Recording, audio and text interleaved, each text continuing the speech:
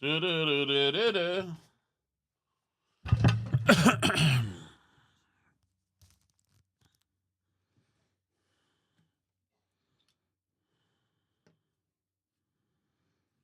Okay, let me check this. Okay, let me check this.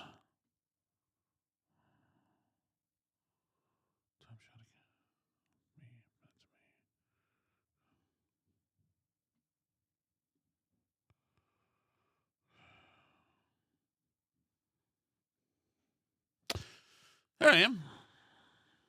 All right.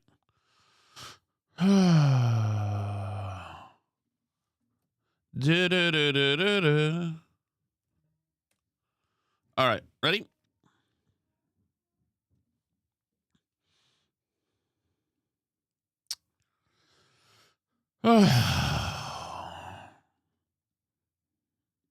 Check one.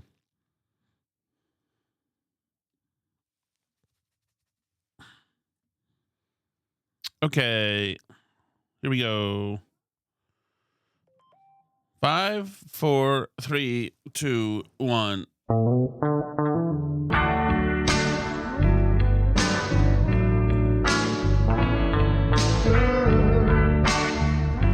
Have you noticed that my audio's been working the last few days?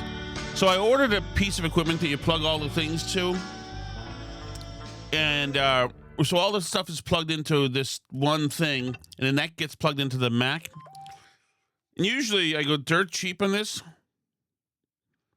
And instead of getting the dirt cheap one, I got the one that was $24. It killed me to do it because they had them for $8. $1 difference. You know, the expensive one is a lot better. Who knew? I'm learning everything at a late stage in life, including the stuff that costs more is gooder. Almost always. Almost always. I would say, all right, a lot of activity here. A lot of activity. Oh, Jane, hey. Want to hear what's going on in my life? This is clandestine planning from the Maine Wire. Big day for the Maine Wire today. Big day for the Maine Wire today. It was great. JD Vance was in Bangor. Opening remarks provided by one Stephen Earl Robinson. That's not a easy gig to be like. I'd be nervous if they said we need you to start the remarks. Yeah, I would be. I think I could get through it, but it's tough. Starting with a rally crowd that is cold, so you got to go in there without somebody having warmed you up and be good. That's not an automatic if that goes well. And Steve Robinson's just got these cojones, man. He is fearless. He is. He's absolutely fearless. I didn't know it. You know, when I first met him years ago, I thought he was. I remember VB calling one time. Doug Gowdy called. And they said, yeah, it was Howie's got this new producer. He's Steve Robinson. And I said, oh, yeah, I met him. He seems all right. And VB's like, yeah, he's really, he's very young Republican. And that's what he seemed like to me, kind of a nerdy young Republican. A nice guy. And then Doug Gowdy was really impressed with him about 6 months later. But I didn't know that he had this. Thank you for saying the Maine Wire show. I didn't realize that Steve was like an alpha like this at all. When we were at the 2016 convention, Steve seemed very new and like, whoa, wide-eyed. Although he'd already been in Washington D.C. for a bit, so maybe it was. I just misread him. I knew that he was a good, smart, good on the air, pundit, conservative thinker, and political guy who knew where things were and how to do things. But I had no idea that he was this badass. But he is. He is a badass. And between him and Featherstone, this is a team. I'm not here to glaze, Steve. the Maine Wire. But it should be known that like a team like this doesn't get. I'm not counting myself as this, although I am part of the team. A team like this doesn't get like just always happen like this, where we've got to Steve and Featherston. Both of those guys are totally fearless, and they're like up there doing and saying big things, and it's awesome. Here's a little Steve today. Vice President Vance is coming to highlight the waste, fraud, abuse, corruption that is occurring in the state of Maine, and to be also speaking alongside Sheriff Troy Morton and former Governor Paul LePage, future Congressman Paul LePage.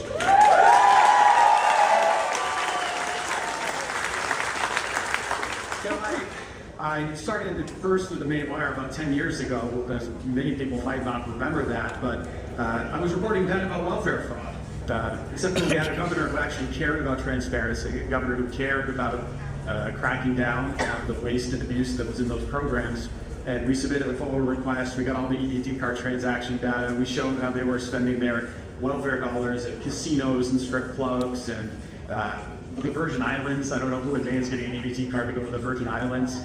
Well, there you go. You get it, right? And the funny thing is that Steve's passionate. He's having fun up there, so that's really great.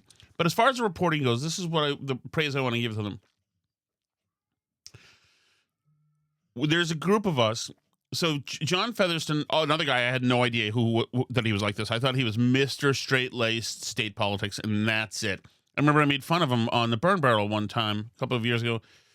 Like lighthearted fun, because he was on Alice's podcast like 4 years ago, and he kind of sounded like a cliched, and he was just had a funny way about him to just talking. He was asking questions and answering them. Like, you may ask at this point, what is the process for it? Well, and I thought that was funny. I had no idea that he's balls out like this. Like, there's this video that you should see where John Featherston is, and I know a lot of you guys know him from KMS, and I didn't really know him from KMS. I just knew him from other stuff through Alice, through state politics. But there's this video of him going into a sober house in Maine that had the electricity was out. They had no heat, and like one of these total messes and total sham places. And you should see him walk into this sober house. He's fearless. He walks in because he's had every job in the book. So he's been he works for a housing unit now. So he knows to check things. He's like checking water pressure. He's checking heat and checking the safety of this. He's checking warm water, cold water. And he comes off like somebody like a state inspector. When he goes into this place, he doesn't care if you don't want him there. He's going in unless you can stop him. And then he calls the guy who runs the place. And the guy seems like a dirtbag. And John is being Minnesota nice with the guy. He's saying things with a nice tone in his voice, but he's saying things that are really damning to the guy about this house. And I thought, wow, this is the convergence of a guy with so many tools and so much life experience that there's no other reporter who's got all this experience and all this know-how to do this. So between that and the fact that Steve is fearless and is now an AI guy he's got computers running 24 hours that are doing huge AI data searches left and right. He showed me one of them when I was up there 2 months ago, whatever it was. And I have no idea. Like it's so complicated, but he's into it. He's not even a computer guy, really. Between that, and then there's a guy named Graham Pollard. Obviously, my brother-in-law used to work there. Edward Tomich. Edward's a brilliant young guy. Also, just ice in his veins. Doesn't mind being hated. In fact, enjoyed it, and would just do this relentless reporting. And also an ideologue. And there's another guy there named Graham Pollard. You've probably seen him. You should follow him on Facebook. On Twitter if you're on Twitter. Another young guy. I don't even think Graham is 30 yet, but also he's an ideologue. He's an intellectual. He's hungry. These guys are all hungry, and they're driven, and they're insatiable. And then there's a reporter, there's another guy named Seamus Othot, who's a reporter who's extremely driven. These guys are all driven. There's another reporter named Libby who does a lot of court stuff and things. Driven. We've got another guy named Ted Cohen who's been in the business for a long time. I don't even know how old he is, but he's also like, all these people are super motivated. And I have never worked in media where everybody around me was super motivated. Now, like getting into radio, you find a lot of people who initially are motivated because these are tough jobs to get. But there was always, I mean, certainly at the Boston Herald, there were union guild reporters who they had stopped being useful a long time ago.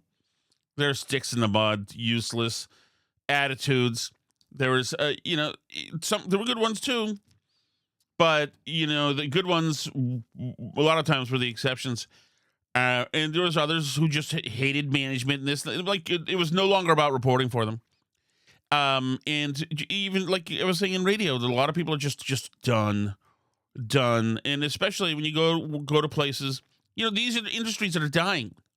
So I say this to everybody, that if you go, when I was at the Herald, our Slack, we used to be on Slack, which is like Microsoft Teams, it's how you connect with each other and communicate, and all the office people. It was toxic at the Herald. It was all infighting, complaining, and backstabbing, and it was freaking toxic. I hated it. Hearing the Slack notification was like, oh, fuck. I hated it. And like, but that was a failing business. And so in radio was contracting and starting, radio's heyday was gone too. By the time I got there, with the little hiccup of, EEI, which is, I worked next to them for Jason Wolf. So I was like, I worked for EEI a little bit. But other than that, it was crumbling. And so it was just bad. There were just but at this place, like everybody's excited. The Slack channel is all sorts of stuff going on. Like right now, these messages, Steve there's inside information. We have opportunities to infiltrate these places. Maine is a one-party consent state, so you can just record anybody. It's amazing what you can do in the clandestine stuff. And we've got all these players and photogs who are all motivated to go out and kick ass. And especially since people disrespect the Maine Wire in Maine. Obviously the Democrats do. And the legacy media, they still think they're better. Like some TV guy had an attitude with Featherston today. He's like, you can get out of my shot, please. Who are you even with? Because he was with like the local CBS affiliate or whatever. And it's like, get out of my shot. What year is this? We're getting so much more traction than any TV station in Maine. Our videos get seen and consumed by many more people. Our social media gets consumed by so many more people. And some old TV fossil tells Featherston to get out of my shot. Like, you're still, like, TV is still, like, the royalty. You guys are done. You're finished. I told John to punch him in his effing face next time that happens. He has my permission. Like, these people suck. They're out there, and these legacy media just protect the status quo. And they're terrible. Here, you want to hear it? Listen to this. This is actually here's the CBS affiliate. This is their headline on the Vance trip today. Vice President Vance addresses alleged fraud in Maine, calls out Governor Mills. Alleged fraud in Maine. There have been people who've gone to jail. Like, nothing's alleged about it. But these people are protecting the establishment because the local media is filthy. Same way they are in Massachusetts. These are all Sue O'Connells. Here's another headline they have. Vance calls Maine immigrant population, quote, festering problem. Can you imagine? Freaking dirtbags, festering problem. Ugh, God, they're so freaking gross. They're so freaking gross. But anyway, we had a good day. Let's see. Let's play some of this Vance stuff, shall we? Where are you? Obviously, the highlight of the whole thing. Listen to this. Thank you for your service and for all that you and your law enforcement folks are doing for our great country. We've also got some reporters from the Maine Wire, people who have been fighting.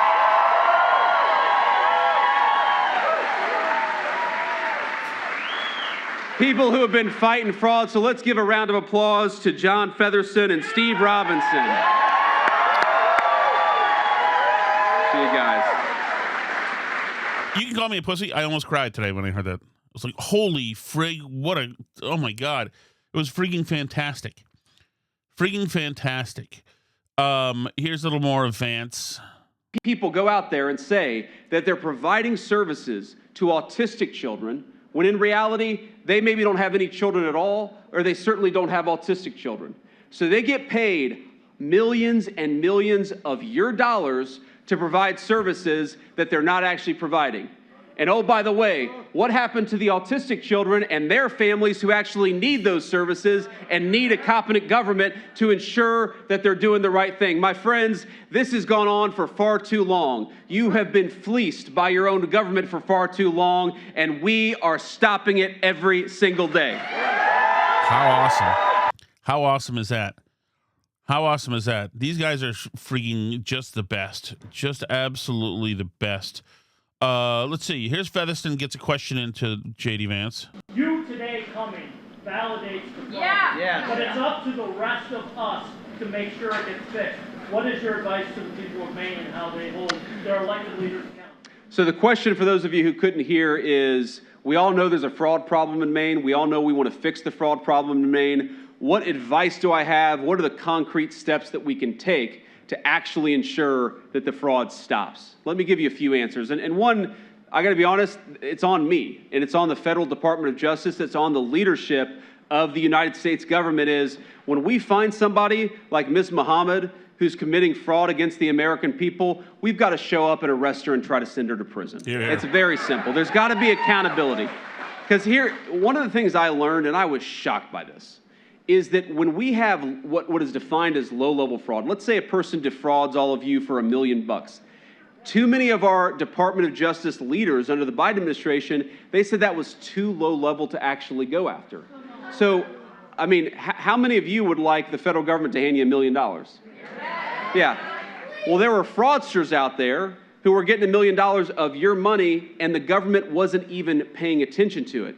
One of the best things that you can do when you go and arrest somebody and throw them in prison when they break the law is, yes, it's justice for that one person, but it also sends a message to all the other fraudsters that we're not going to tolerate this crap anymore. So we have got to get serious, and sir, we have. I promise you that we have.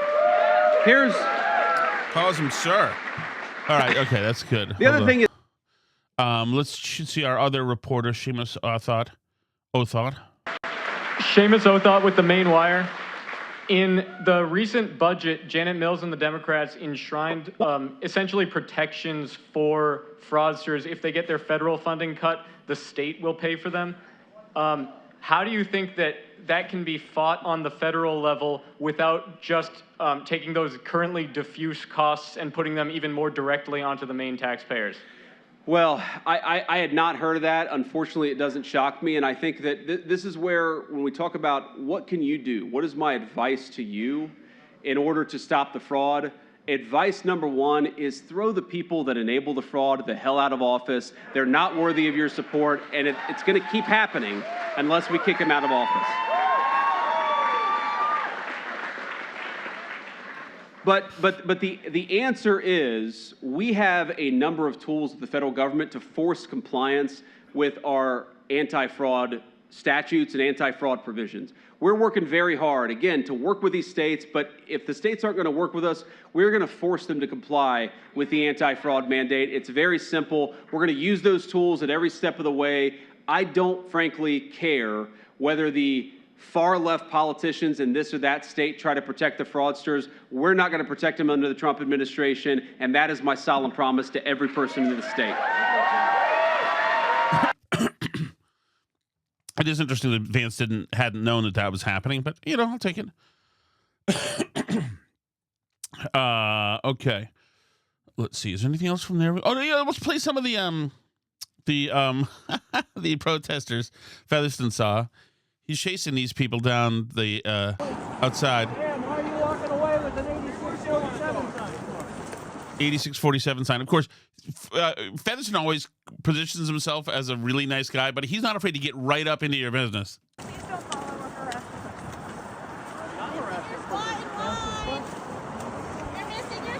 They're trying to disengage. Please do not follow them in doing so.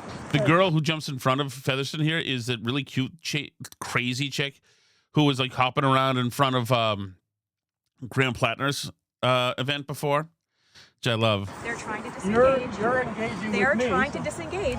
Please do not harass them. I'm not harassing.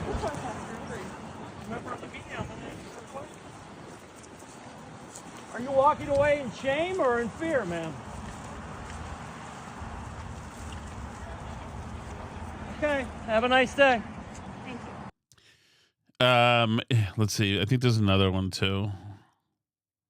Oh, it's not a gate, isn't it? I think there's another one too.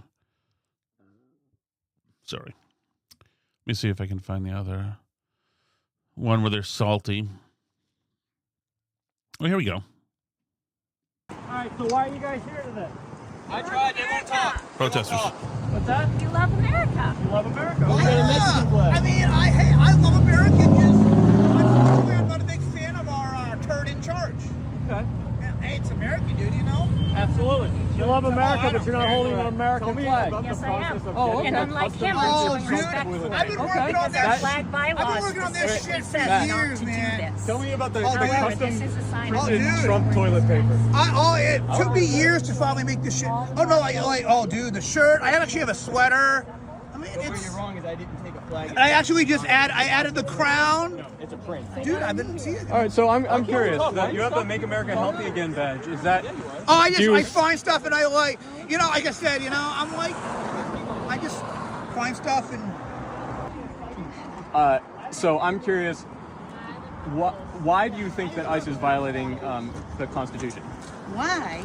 They're harassing people. They're macing them in their face. They're kidnapping them. They're throwing them to concentration camps. Give me specifics when you say they're kidnapping. Olivia! What do you mean they're kidnapping? Are you kidding? The I'm not unmarked kidding. cars, the mask. Kidnapping. Not have- Kidnapping. They really believe this.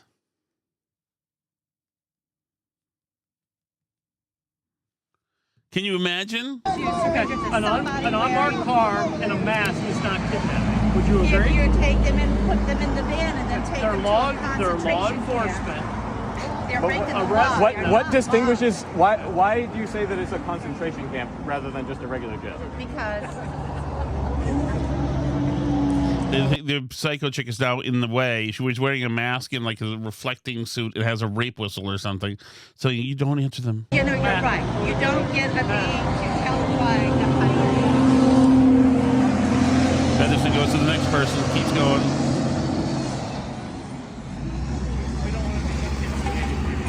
Yeah. Hey, so you guys are here today in protest of the visit? Have a nice day, sir. Have a nice day, sir. They say in their weird masks. Drop the files, not the bombs. Okay. You guys have any comments on that? No? Epstein file stuff. Okay. Well, thank you for your time. There's one more that I want you to hear because you know this lady. You don't know her specifically, but you know all you need to know about her. By the way, that picture, I sent a picture out last night of Alice. New Burn Barrel at 6:30 joined me, and it was like me and Alice on a couch, and just very cleavagey. And people are mad at me because they're saying that I'm being immature, showing Alice. I'm simply out of pictures, so I got whatever's left in my phone, shot them up to my thing, and that's Alice. Actually, I think she's very pregnant in that picture, and it's not. I'm telling you, it is not an attempt of me to exploit her. This time.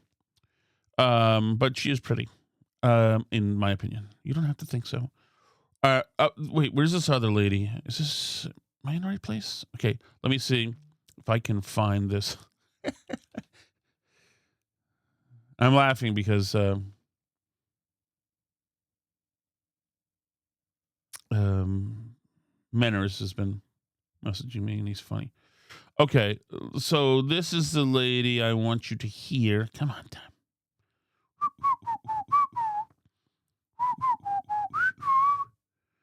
Dang it.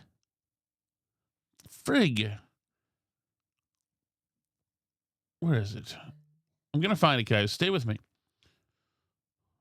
I have to just go to the Maine Wire. All right, stay with me. Oh, this is Alice's Twitter. No, my Twitter. Go to the Maine Wire. Yeah, I gotta get. Okay. Hang in there. Sorry. Okay, it's in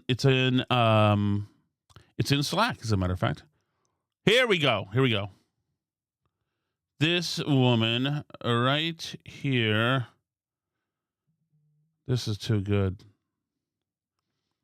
So tell me, this lady. Guys, I don't, not from Maine. Yeah. But you guys, especially if you go down south, southern Maine, like, or go down east, okay? You raise your kids this way. You raise your kids to be just as ignorant. But when it's displayed, oh my God, we can't have that. You raise your kids to be racist. You raise your kids in this state to do it. Don't tell me you don't. I live in Milo, where the first KK march was in broad daylight, the largest in the nation. I live in Milo, where they take pride in the KKK. Don't come out and say Graham Plattner did something different than any other Mainer. But he grew up and he realized that what he did was wrong. He grew up. Most of you don't. Most of the racists don't. That's the difference between him and anyone else. The guy is 40 years old when he finally got rid of his Nazi tattoo. He did not grow up until this year. But the other thing is, can you imagine how many SSRIs this lady's on? How many psychotropic drugs she's on? Can you imagine? And, like, you know that she scares her children with this stuff, too. So everybody around her is infected with her paranoia and her anxiety. I mean, kids are probably all on some drugs, too. Like, what a way, man, the left has destroyed a lot of people. It's freaking terrible. Just absolutely terrible. Okay. Katie Miller's podcast could soon be acquired by a media giant seeking approval from the Trump administration for an $111 billion merger. I like Katie Miller because she's attractive. They're saying that it's struggling. They're saying it's a conflict of interest. Maybe it is. I don't care. This is Jim Jordan going after Fairfax attorney Descano over Descano's campaign promise to take immigration status into account during criminal proceedings.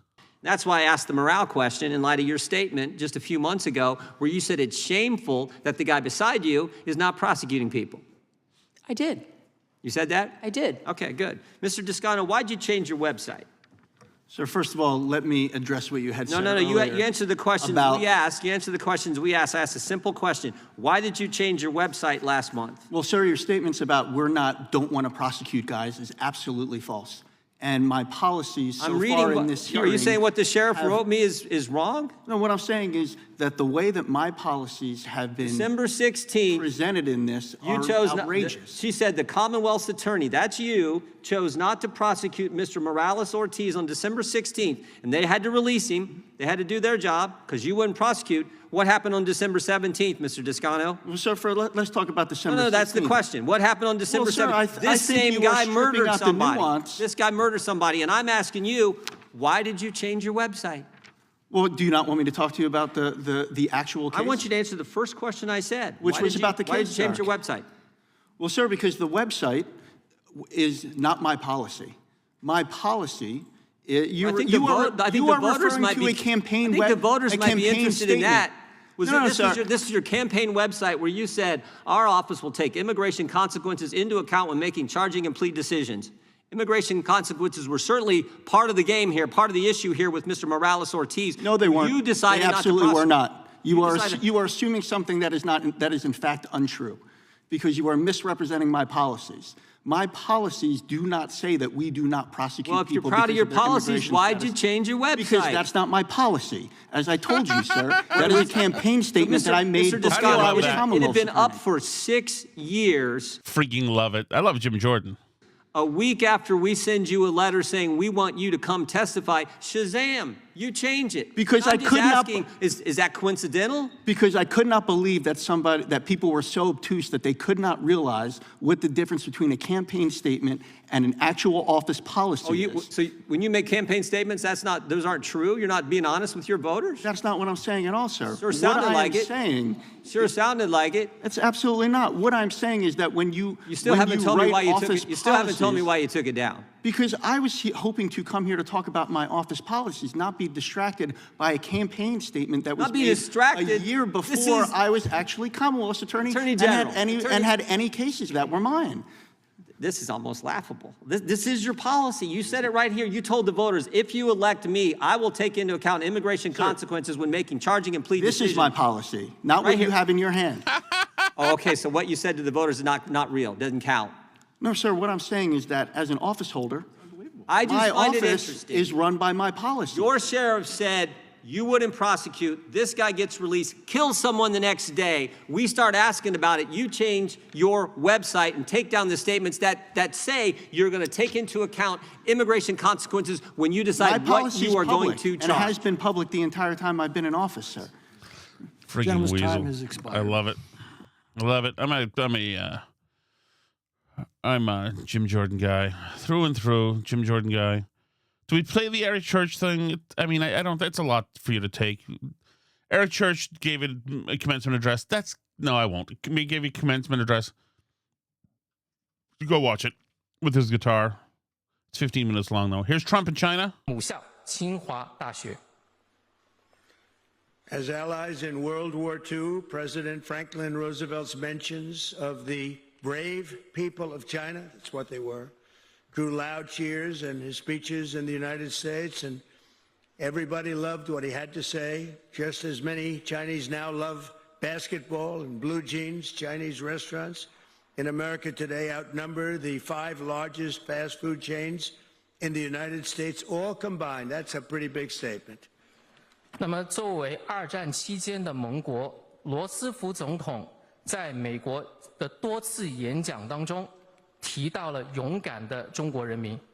正如当前许多中国人非常喜欢篮球和穿蓝色的牛仔裤，在美国目前的中餐厅的数量要比美国前5大快餐连锁店的总的店面还要多。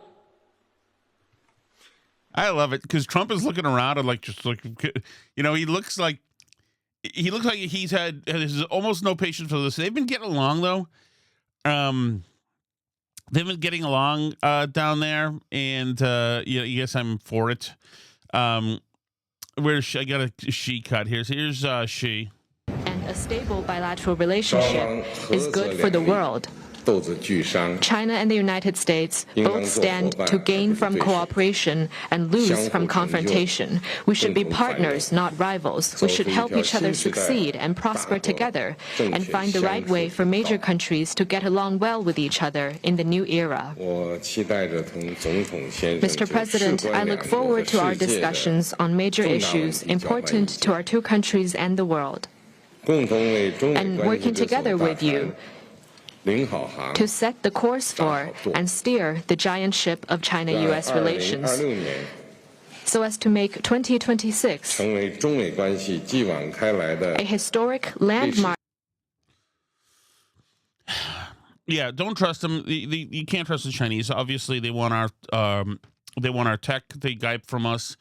They don't have a even playing field. They're up to a lot of stuff. It's good that we've got some leverage on them now that we're moving around the world. But these people, they guipe a lot from us, but also at the same, and plus they're jerks. And also, it's a great country though. The food's good. The American version of the food. But also, a lot of American companies and companies around the world let them guipe from them because they want market share and they want to be in those Chinese markets. So.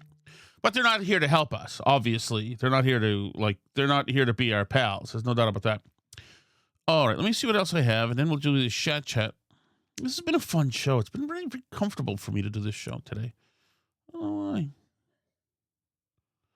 why. More JD Vance. You don't want to see that we've already been there. So O'Connell, I won't do that to you, dummy. Actress and comedian Margaret Cho said during a recent podcast appearance that she passed on a role in HBO's Max gay hockey romance scenes heated rivalry because she feared ending up in ICE detention over her outspoken criticism of Trump. Oh, you moron. Just go. Just freaking go. Get out of here.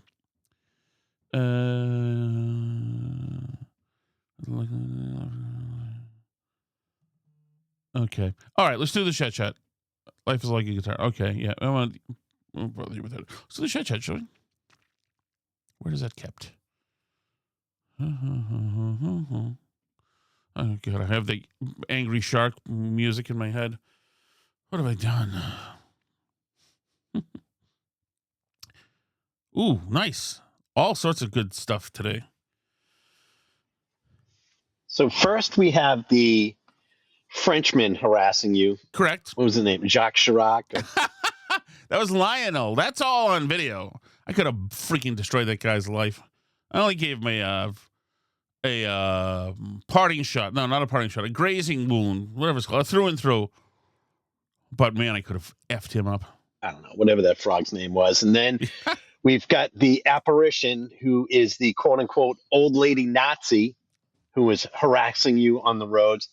And now we've got the guy in a cowboy hat with a sticker on the back of the car that says, "How's my driving?" Yes. I'm seeing a pattern here. Mm-hmm. You know what the pattern is? The pattern is not what you think. The pattern is you're the Jesse Smollett Incorrect. Of the highways of Mass and southern New Hampshire. Incorrect. These stories are getting more and more outlandish. Oh, good God. That is incorrect. Although you remember when Jesse Smollett said, she said, "Why do you think that the MAGA people hate you?" He goes, "I go hard at 45. Shut up. Well, you know what? I went hard at 46. So maybe that's where they're coming after me. Though that's all true. My daughter was in the car yesterday for that one. I just wish I had taken a picture for that guy. He was a dickhead. That said, I will say, and I'm going down to Howie's tomorrow. I'm in for Grace Curley tomorrow. I will say that I have been, especially when I'm using my brother's truck, it's an SUV. I will say that I have been a few times cutting off people in my blind spot. And I don't know if it's an age thing, if I'm losing my driving fastball, if it's just the truck in particular. But that's not what would happen with that guy. But it's happened a couple times. Literally coming home from Howie, from Needham, Howie Carr, and coming home from Needham.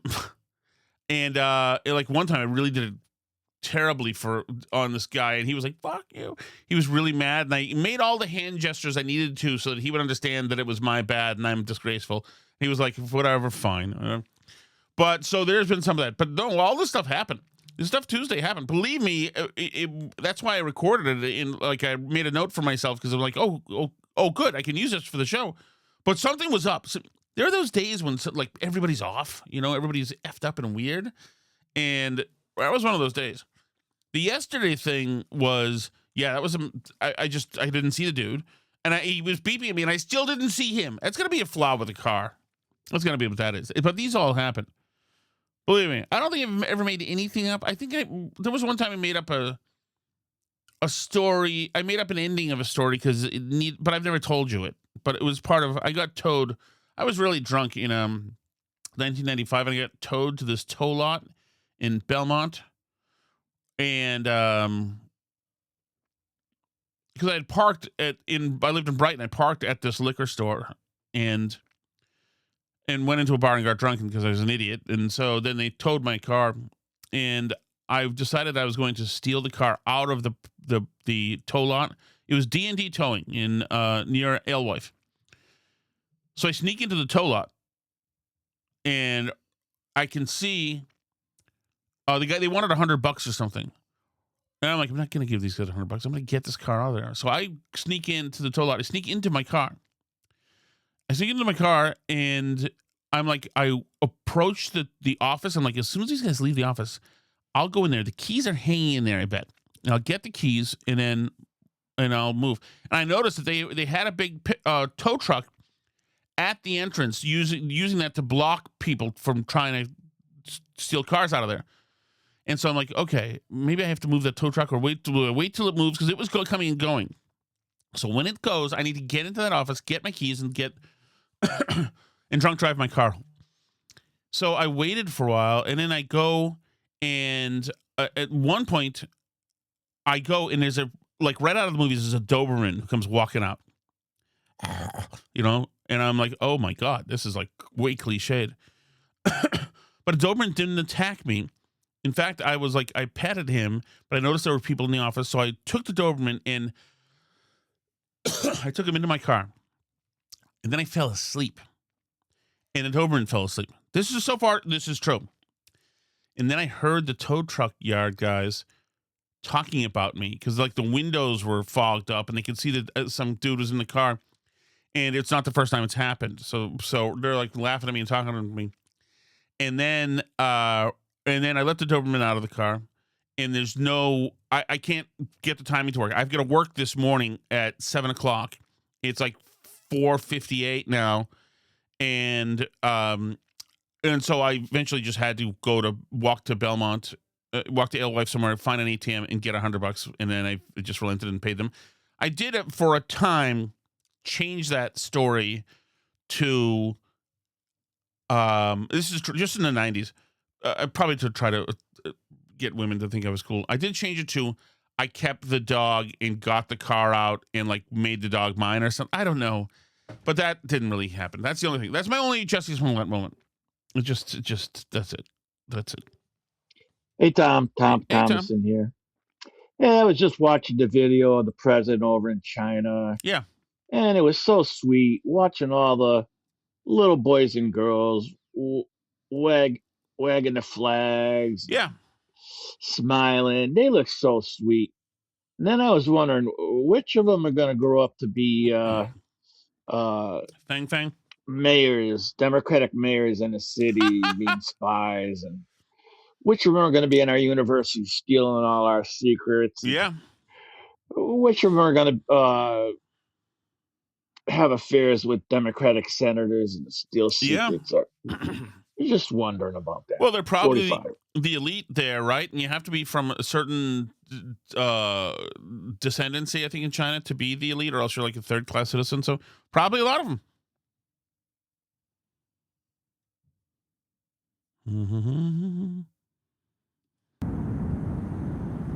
Hi, Steve from Merrimack. Thanks, Steve. Billy, thank you for the support, but I have to be candid, pal. I have no idea what you were referring to with acting without acting. I mean, I looked it up. I don't get it either. But the word pamphlet is widely used. I usually use it as a term of derision about someone who has ambitions about a book. Who's that freaking whore who wrote the book about RFK Jr.? Tom, you'll know.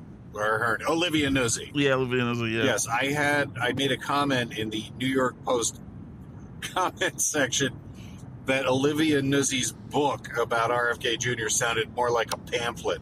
And I seriously had 2,000 likes to that thing. That's great. You're going to need to clarify, pal. Thank you. Yeah, I didn't get it either. That Nuzzi book, though, I was listening to a podcast recently where they used that word a lot that she used in that book. She used some word for an old kind of writing. What was it called? It's just a thing that she needs to be incarcerated. She really needs to be in jail. I'd be all for that. Olivia Nuzzi book. In Canto. That's what she does. Canto. Shut up, dumb freaking blonde harlot. Ugh, God, I hate her. And her face looks like Easter Island statues. I hate her. Tom, in your defense about Steve saying you getting your Asian food from possibly the worst restaurant he's ever been to. Yeah.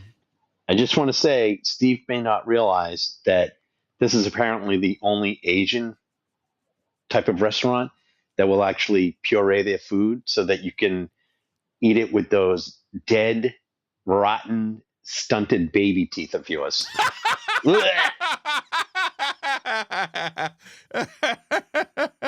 How dare you? How dare you? I just spent $1,000 on one side of my teeth, Tim, and I'm about to spend another $1,000 next week. How dare you? They're not stunted, rotten anymore. We fixed that. I'm fixed. I'm complete again. I'm not a freak. I'm not an animal. Hi, Steve from Merrimack. Hey, Steve. I've listened to this podcast long enough to know that when Tom is behind the wheel, something always happens. Where Tom goes, trouble follows. So I'm just going to say this for the record. I am team guy in the cowboy hat. And if you were going to call the 1-800 how's my driving number, I'm going to find out what company that is, and I'm going to call about you. Because I've never heard of a human being in my life being pulled over as much as, oh no, you're late. I love watching these videos on like Instagram, whatever, where somebody gets pulled over. Do you have your license registration? No, officer, I don't have my license. I left my license at home and blah, blah, blah. It ends up with the officer smashing the driver's side window and pulling the person out. And big fella, I want that to happen to you. Unless it's already happened already. Thank you. It has not, although, I keep getting pulled over. I got pulled over, a couple months ago with my daughter in a place in New Hampshire, in a really nice town. But I'm sick of getting pulled over. Stop pulling me over, for freak's sake, especially in my own town. A-holes. God. No, I hear you, man. That's good to know. I do like the hen house. For some reason, I never run into it, or rarely run into it anymore, and I'm usually carousing up there. Not carousing, but sometimes I'll take an interesting way home from Fauntleroy. Carousing and taking an interesting way home from Fauntleroy. When you're alone in the car, and this was preceded in the show by about a 5-minute dissertation on not only the name of every gay bar in Boston, but the actual location with street address and the drinks they're known for. And you're wondering why Sally knows about you kissing Paul? Oh, Jesus. By the way, it hit me that the one that gave out the parliaments was chaps, which can mean either gentleman or a leather pant like cowboy device, I guess, now that I think of it.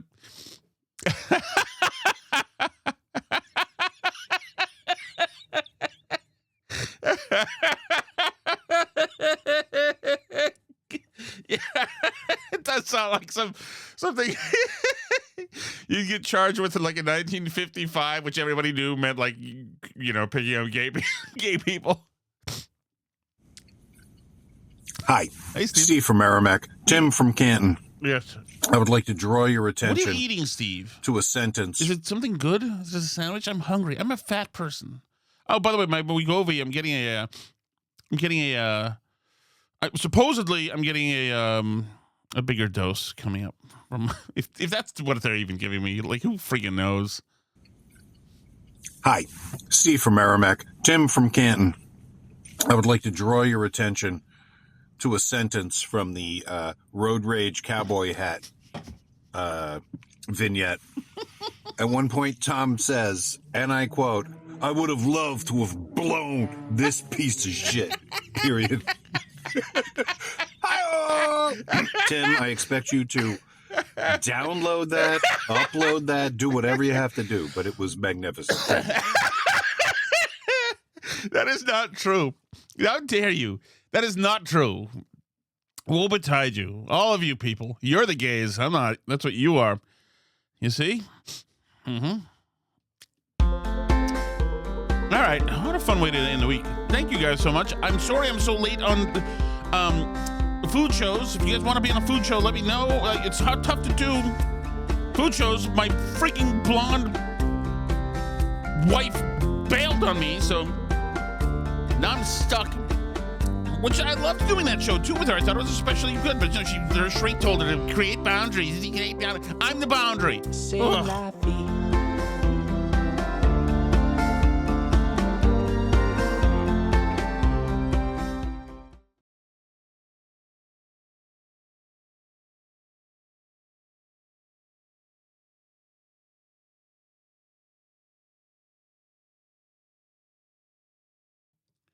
I didn't check the chat. Hold on.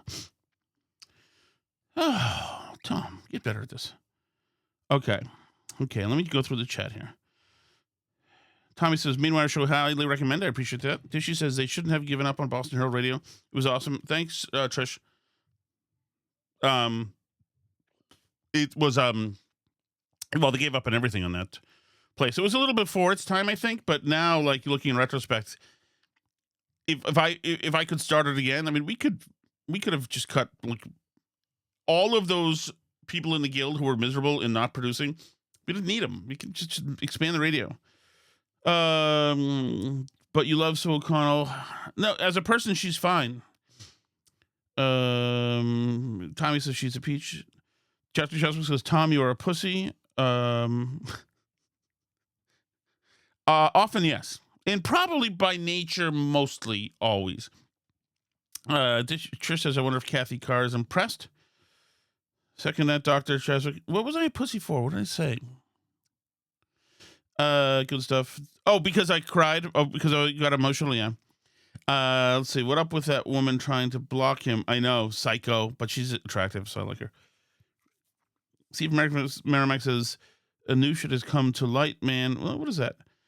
There's a serious lack of lithium in Maine. What does that mean? Bro, dude, you're being very undude. Timmy Canton says, Maine is the Timu version of Massachusetts. Ooh. It's pretty, though. Yeah. The love of white dumb is incredible. Steve Merrick says, hey, man, I'm holding a beverage here. Nice. For the love of God, would you please get an intern? I know.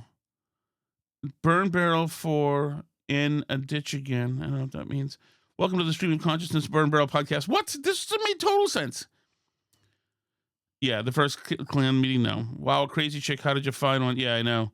Look all we've gone through, Splash says, with the Nazi tattoo phase. Yes, Nathan Bedford Forward, Steve Merrick says, was from Maine. Very few people know that.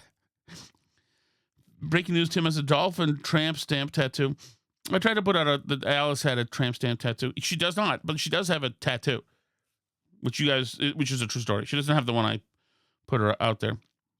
I've been using her in AI again, and I haven't had her kissing herself again because all the tribunal of judgment. I like Jordan too, but he comes across as typical here. Jordan, who's Jordan? Does he work for me? Who's Jordan? Oh, Jim Jordan. He always grandstands, but I like it. It is, but enjoyable. How come I can't get Crab Rangoon here? The Crab Rangoon just sucked there. We too low, Trump. I didn't have cold tea. I don't think they have it there, but I certainly have enjoyed cold tea. I told you the story about me getting cold tea in Chinatown and the hooker going after me and the waiter. It was a great story. Keith McLaurin's involved. Be great if Trump yelled, they do not have a money tail, a la Frank Costanza. I'm not going to read dishes. I'll get fired. Trump says, I remember the great Chinese adage. It goes, me Chinese, me play joke, me put PP in your Coke. Sarah Silverman said that joke 20 years ago and had to, back when she was not insane and had to apologize, but she didn't. Cheswick says, Seinfeld for Pangolin. Trump, how much around the world? Next Tom plays Sue. Oh, I'm out. I'm not doing it. There's some more. There's a lot of Chinese rhetoric happening here. You made up a fake girlfriend to make your actual girlfriend. That's true. I did. Her name is Katie. That I made up, and I used all sorts of pictures and stuff, and it worked. It freaking worked. I had to create a girlfriend because my girlfriend was trying to get back with her ex-boyfriend, so I had to make her jealous, and it worked. And my brother, unnamed people were around and all thought I was crazy for doing it. But remember you told us you had a date made up. I did have 2 dates. Actually, yeah. One of the dates was I had one date on Match.com, and that was in Brookline, in Washington Square in Brookline. We met at a bar, and we both knew pretty quickly that wasn't going to happen. We both lied, used a fake picture. I used a picture of me skinny from 1996, and she also used a fake picture of me skinny. And we both were we didn't. She's the one who she decided to go on the date with me because she said she was Jewish, and I said that I would convert. Which, if she was hot, I would have, obviously. Paul ran the tow yard. How dare you? How dare you? So I had the money and blew him and got my car back. How dare you? So there I am blowing the door. Doberman, while the yard workers watched. Oh, that's great. See you later, guys. I will see you this weekend.